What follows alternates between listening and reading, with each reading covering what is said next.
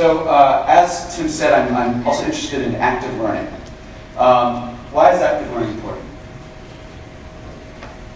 Basically because it works.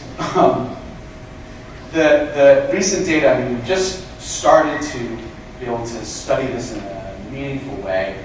Efficacy data has been emerging over the last 8 to 10 years. Some of it I will admit is questionable. There are other research guys, as with any new research, that would challenge some of this. The numbers themselves, I think we can challenge the fact that learning by doing or the process of teaching someone is probably better than just listening, though I'm sure you're all learning. You're going to remember 100% of what you're hearing right now, obviously. The more active the modality gets, the better it works.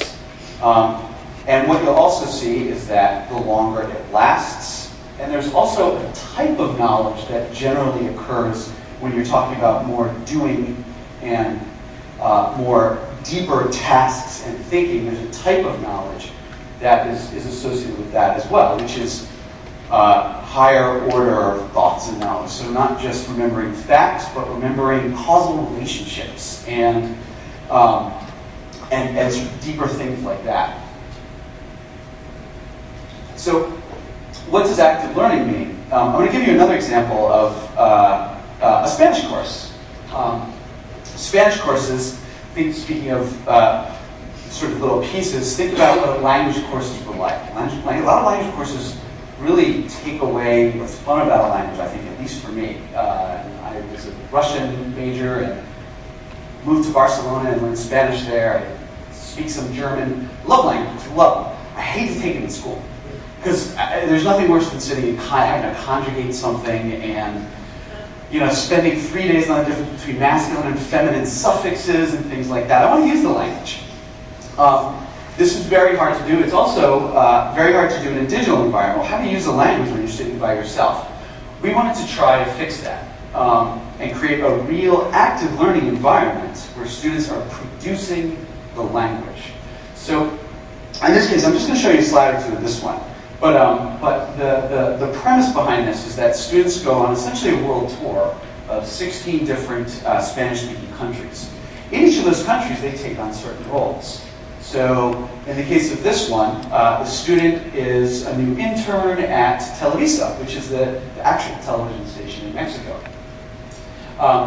As the new intern at Televisa, it's their job to write and record podcasts. So before they do this, they're going to do some research on Mexican sports. They're going to learn about boxing. They're going to learn about boxing by reading articles in Spanish. They're going to learn about soccer by listening to a soccer broadcast for 10 minutes. So we're getting reading, right? We're getting audio listening or oral comprehension.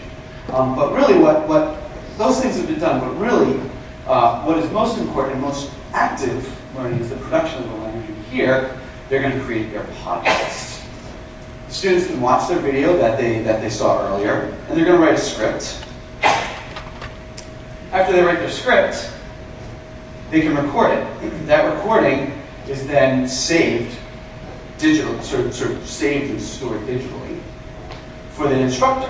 The instructor's going to come back, and actually what we're looking at is there are some sort of traditional activities they do, like fill in the blanks, multiple choices. They get to this. We're actually thinking of not having them scored and having just the production part be the scoreable part of this active learning environment in Spanish.